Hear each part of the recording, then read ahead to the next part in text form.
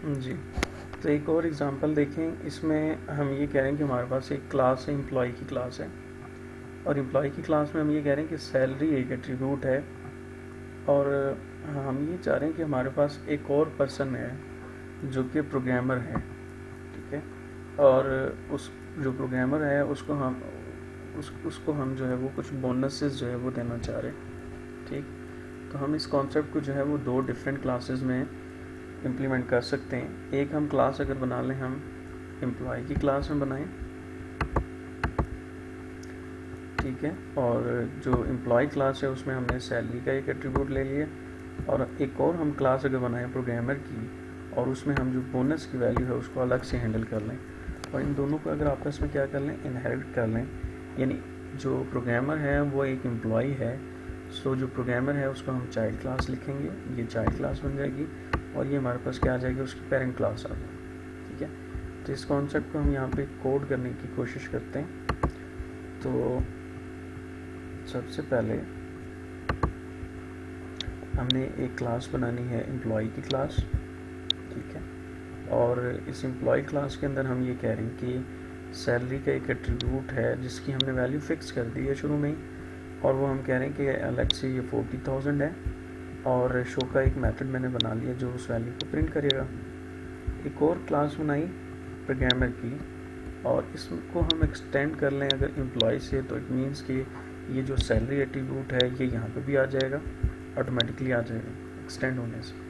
और जो हमने कहा बोनस, और बोनस की हमने वैल्यू जो है वो क्या रखी, फॉर एग्ज़ाम्पल ये 10,000 कर दी, ठीक है। और हम बोनस की वैल्यू भी यहाँ पे प्रिंट कर रहे हैं। सो जब मैं क्लास प्रोग्रामर का एक ऑब्जेक्ट क्रिएट करूँगा, और मैं ये लिखूँगा कि programmer P dot show employ.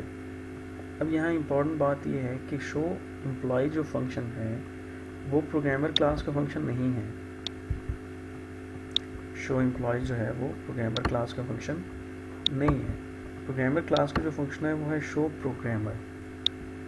ये जो शो एम्प्लॉय है ये जो है ये तो एम्प्लॉय क्लास का फंक्शन है, ठीक। लेकिन जो प्रोग्रामर क्लास है वो चूँकि एम्प्लॉय को एक्सटेंड कर रही है, तो इट मीन्स कि ये जो एट्रीब्यूट हैं, ये वाले एट्रीब्यूट और ये जो फंक्शन है ये इस क्लास के लिए भी क्या है, अवेलेबल हैं। सो प्रोग्रामर क्लास के ऑब्जेक्ट के साथ अगर मैं डॉट शो एम्प्लॉय करूँ तो फंक्शन जो है वो कॉल हो जाएगा, बिकॉज वो उसका क्या बन चुका होता है, मेंबर बन चुका होता है। सो पी डॉट शो एम्प्लॉय से पहले एम्प्लॉय की जो सैलरी है, जो वैल्यू है वो प्रिंट होगी, और जब मैं कहूँगा पी डॉट शो प्रोग्रामर, तो ये जो फंक्शन है ये इसका अपना लोकल फंक्शन था, तो साथ में क्या हो जाएगा, बोनस भी डिस्प्ले हो जाएगा। इट मीन्स कि सैलरी की वैल्यू जो है एम्प्लॉय क्लास से मिलेगी उसे, और बोनस की वैल्यू जो है उसे अपनी क्लास से मिलेगी।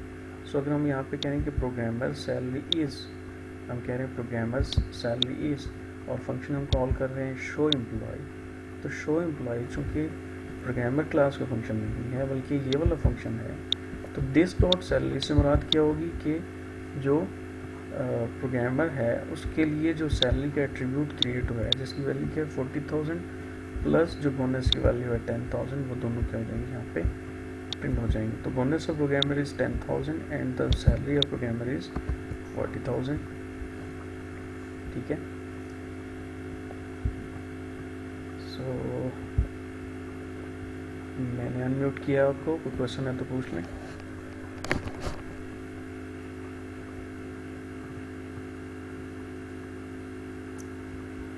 जी अबू बकर, कोई क्वेश्चन है आपका?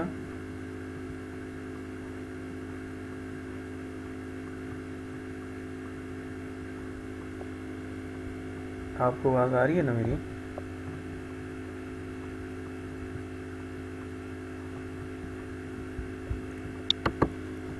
चलें तो ठीक है जी, नेक्स्ट सेशन स्टार्ट